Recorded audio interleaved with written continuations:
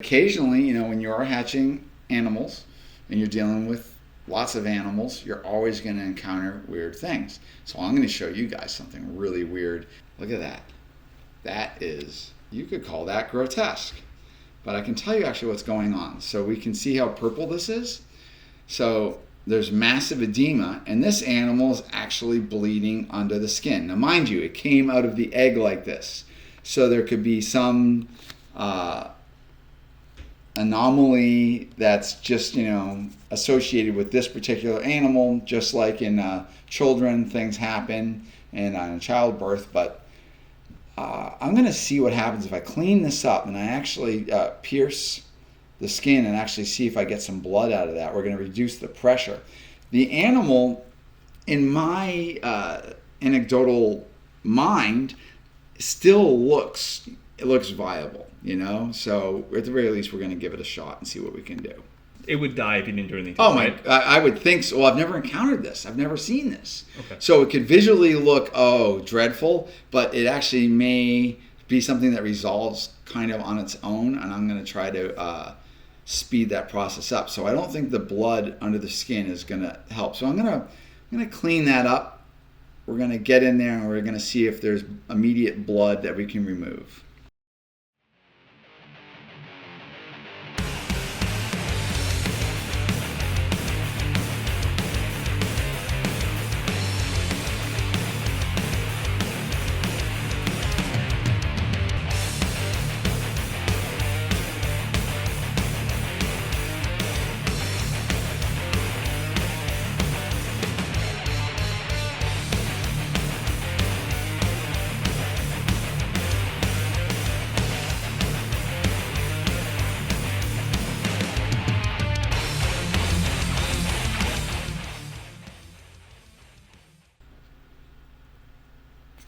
What are we putting on his head? So we're just going to put some provoiodine. So this is antibacterial, antifungal, anti-yeast. So you always want to remember, so if you're doing something like this, so we have the skin of the animal, which protects its interior biome from the outside world. So it prevents, you know, different pathogens and whatnot from getting into it and getting into healthy tissue, becoming bloodborne and all that. But when I take something like this, so I take a needle, and if I push it through the skin, I'm going to take anything that I'm collecting on the needle and pushing through, and then that is essentially inoculating that animal with any coliform bacteria, things that are floating around the air. So this needle is sterile, and I've just kind of cleaned up everything. So I'm going to just knock that down just a bit. And I want to see if I can get some of this fluid. Watch. How can we do this? Yeah, that's fine. I'll work around you, Kevin.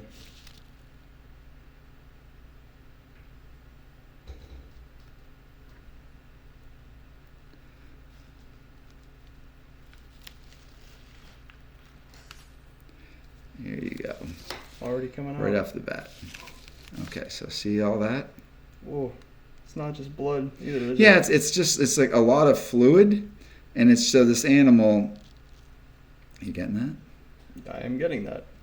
Try not to get on my lens, you dick. I don't think it squirted that far. So it's very, very fluidy. Yeah. So it's not viscous, which is great. It doesn't have any material that I'm noting. So that's why I can take a small syringe hole and I can still pass the fluid out there. Wow. So that material doesn't want to be under the skin. Seeing all that? That is a real volume of material or of fluid. And it freely keeps collecting there. So look at this.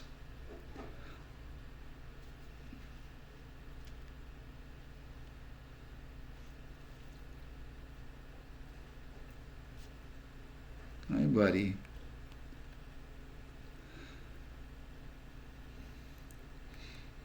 So this is not normal. So this material would have to be absorbed by the snake and then expelled. So right off the bat, we got a lot of loose skin on this little guy because of all that massive edema. And I'm just going to just keep randomly collecting all this fluid. I actually feel very positive about this because it's pretty easy to get all that fluid. This is an interesting one. Woof. This is really, really interesting. Look, it almost looks like a different snake already.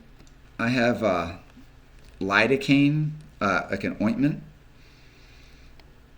And I don't really know what kind of penetration through a snake's skin, because you can inject it.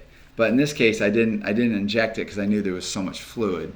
But I put lidocaine ointment. It's like 5%. So when I'm looking at a snake like this, I'm actually watching the tongue. See that tongue flicking? A lot of times that tells me likely things are not too traumatic for the snake.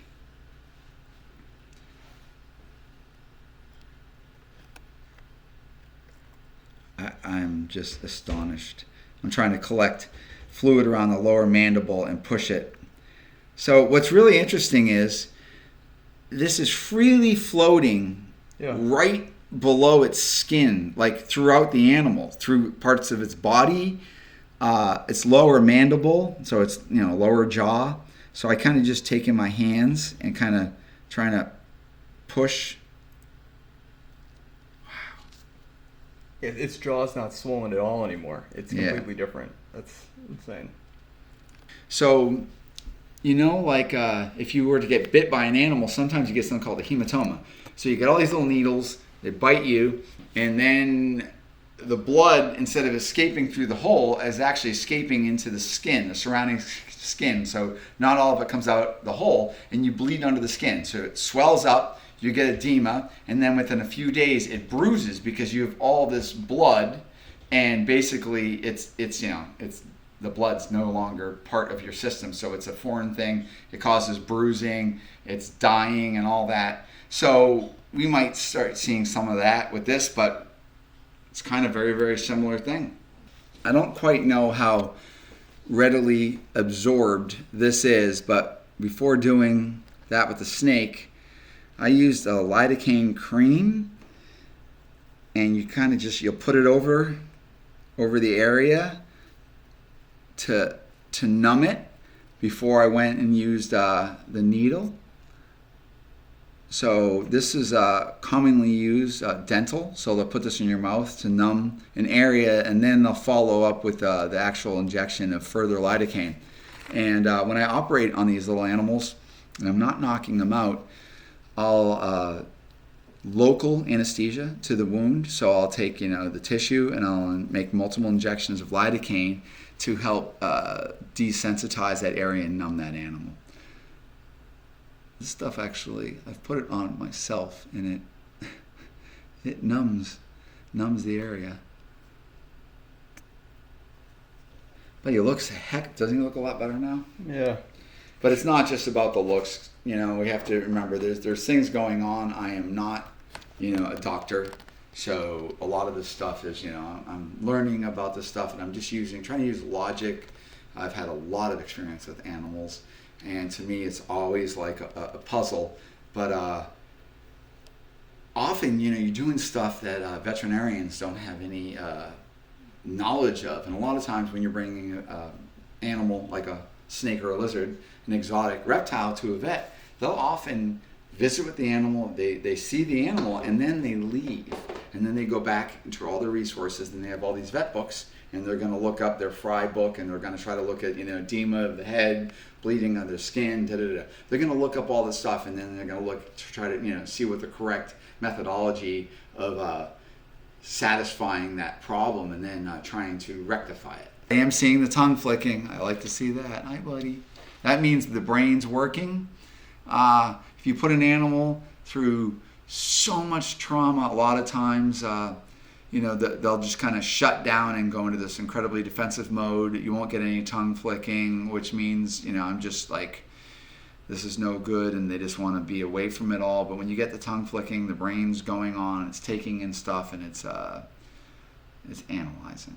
Let's say we've done this today, and then tomorrow, if the whole body fills up again, that's going to be a further problem, because that means it keeps on taking all the fluids and it's putting it to this. So there's an ongoing problem. So by what I just did, I just mechanically removed the edema, trying to see if I take that away, if the animal then can kind of catch up and start dealing with it. So that's going to be a big thing. So the next 24 hours, 48 hours, I should probably have a feeling of how this is going to go. But for right now, we're going to put this animal back.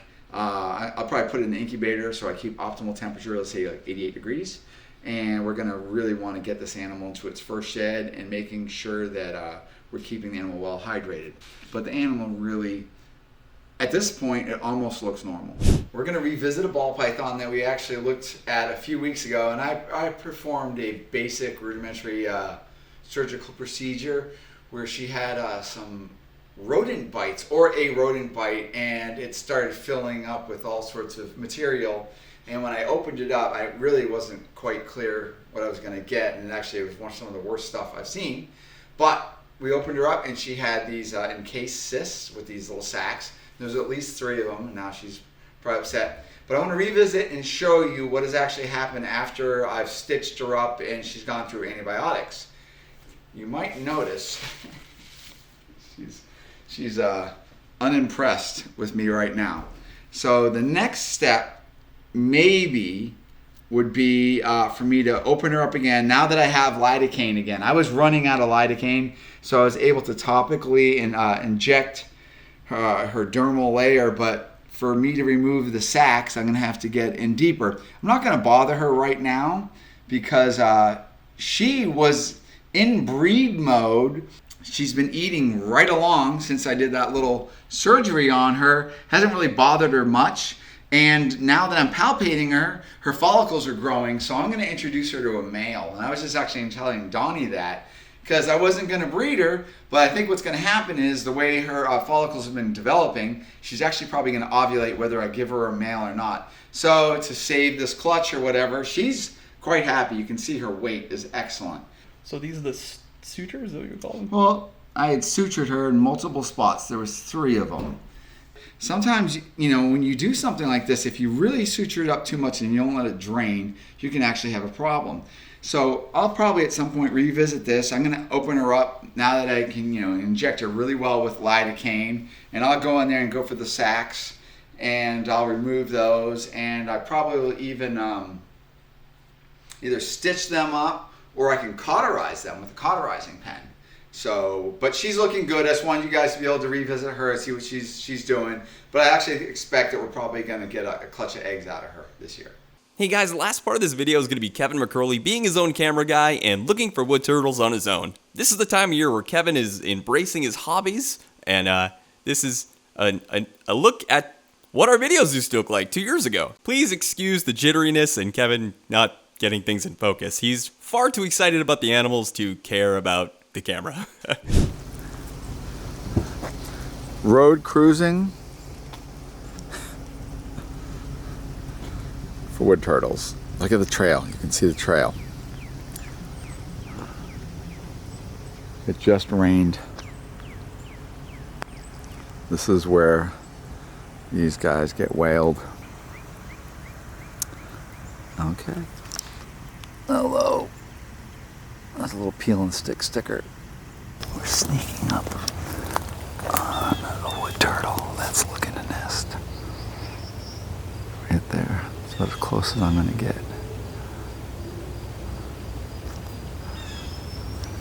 Sadly, it's in a quad track. But temperature's right. 73 to 77 seems to be the right thing. Look at these ants.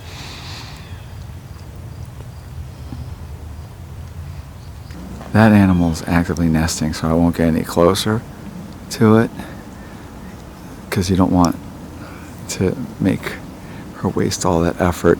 All right, she's in a safer spot, so I feel better about this one. But you can see this big sand area, and that's a southern exposure. Mosquitoes. Hi, sweetie. I'll leave you alone. So see that thing dead center, Donny? You of course see that. That's a wood turtle nesting. All right, we'll go keep looking. Donny's gonna be like, this is so boring. This is my hobby, trying to save and protect the population of wood turtles. I have the biggest wood turtle collection of anybody I know. They just all happen to live out in the wild. Oh, the mosquitoes. I know.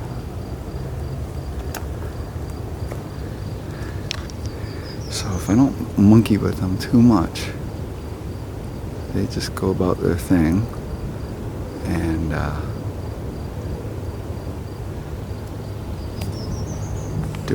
do what they do, and don't get too freaked out by me. Fun thing is when you see a couple of them, and one will be trying to nest, and the other one has to come over and see it. All right. Well, hopefully, Donny, you like some of my video, because I came out here with the camera that Donny told me to take with me.